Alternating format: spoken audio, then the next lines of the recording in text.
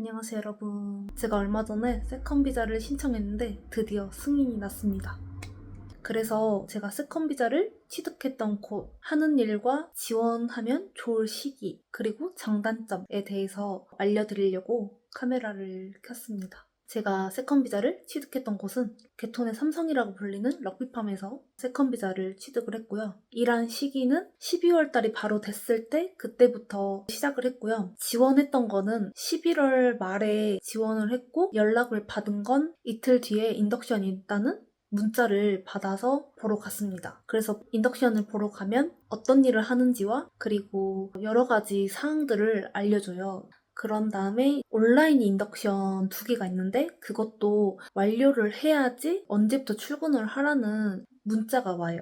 그러면 럭비팜은 무슨 일을 하는지에 대해서 알려드릴게요. 럭비팜은 쉐드 1, 2, 3 이렇게 3개가 있고요. 1은 주로 브로콜리, 양파, 당근, 컬리플라워, 캡시컴 한국에서는 피망이라고 불리는데요. 쉐드 1에서 메인이 되는 거는 브로콜리를 조각조각 내는 작업이 있는데 그 일을 하는 이름이 플로렛이라는 거예요. 플로렛을 중심으로 해서 앞쪽으로 조각난 야채들이 봉지에 담겨져서 나오는 작업도 있는데 그거를 프리픽 배지라고 합니다. 봉지가 터지지 않았는지 날짜가 잘 적혀 있는지 검수를 해서 담는 거예요. 그리고 플로렛 기준으로 뒤쪽으로 봤을 때는 양파, 캡시컴, 당근 이거를 다듬어요. 그리고 나머지 하는 일은 로스트 라인과 콘바이어 벨트 이게 있는데 로스트 라인은 옥수수가 상자에 담겨져 있으면 그거를 고르면서 플라스틱 포장 용기에 담아요. 그리고 콘바이어 벨트도 옥수수가 벨트를 따라서 올라가는데 좋은 옥수수만 고르는 작업을 하는 거예요.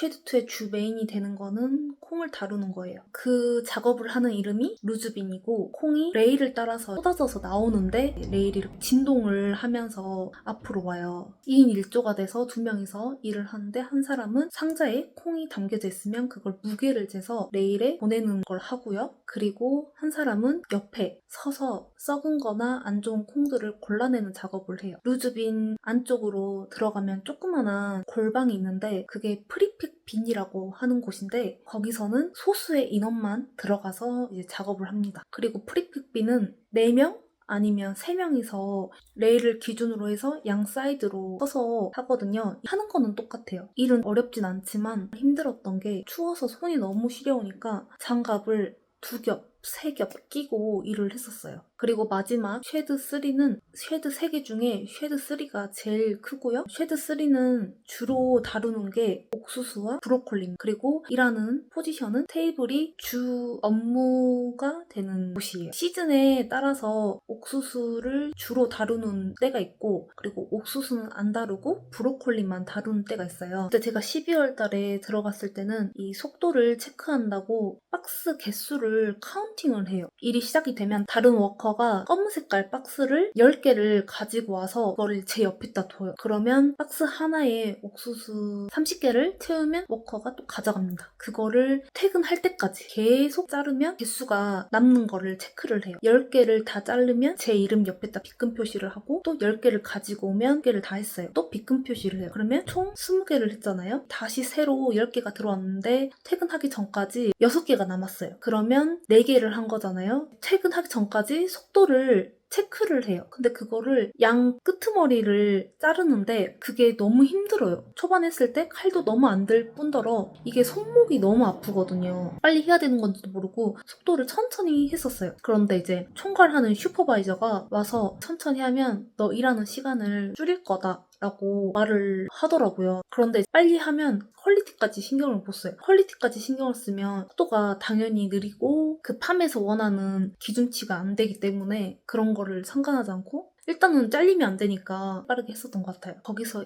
무조건 일할 때는 헤어넷 써야 돼요. 그게 색깔이 다 달라요. 슈퍼바이저는 주황색, QC, 퀄리티를 담당하는 사람은 빨간색, 그리고 오래된 워커들은 파란색, 뉴 워커들은 노란색을 써야 돼요.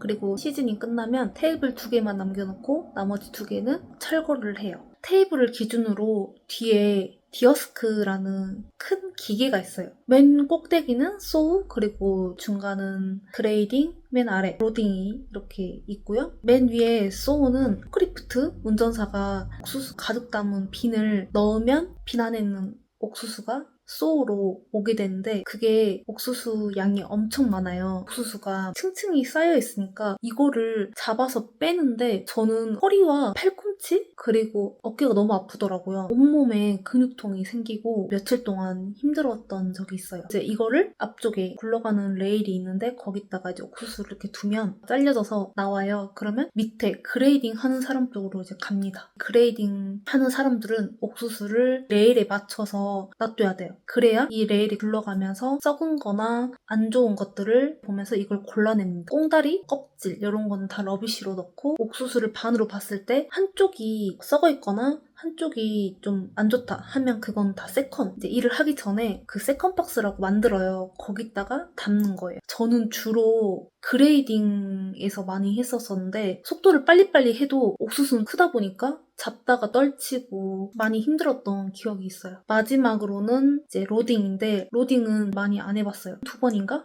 해봤었는데 이제 솔팅이 돼서 밑으로 떨어지잖아요. 이거를 3개씩 잡아서 플라스틱 용기에 담는 거예요. 이것도 레일에 플라스틱 용기를 두면 옥수수 3개를 용기에 딱 이렇게 딱 두면 됩니다. 어쩔 때는 플라스틱 용기를 빼고 그냥 옥수수만 담을 때가 있어요. 그거는 봉지에 포장을 하려고 레일에 맞춰서 옥수수 3개를 두는 작업을 해요. 그리고 테이블 기준으로 했을 때 옆쪽에 작업하는 공간이 있는데 거기가 하프컷이라고 해요. 배추, 양배추, 양배추, 컬리플라워. 작물은 주로 이걸 다루고 양배추나 배추를 기계 안에 넣으면 동그랗게 생긴 큰 칼날이 있어요. 작물이 반으로 갈라지면서 나와요. 그러면 양 옆에 있는 라인으로 떨어지는데 그들이 작물을 다듬어요. 다듬어진 작물은 가운데 라인에 놔두면 움직이면서 포장이 돼요. 그리고 디어스크 기준으로 바로 옆쪽에 큰 기계가 있어요. 제가 처음에 들어왔을 때는 없었던 기계였는데 5월 말에서 6월쯤에 생긴 기계예요. 이거는 꽁지를 잘랐던 거를 사람이 하는 게 아니라 기계가 해주는 거예요. 뒤에서 워커들이 옥수수를 넣으면 꽁지가 잘려져서 나오는데 나온 옥수수들의 상태를 보고 좋은 옥수수만 박스에 담는 작업을 합니다. 그 작업을 하는 이름이 콘솔팅이었어요.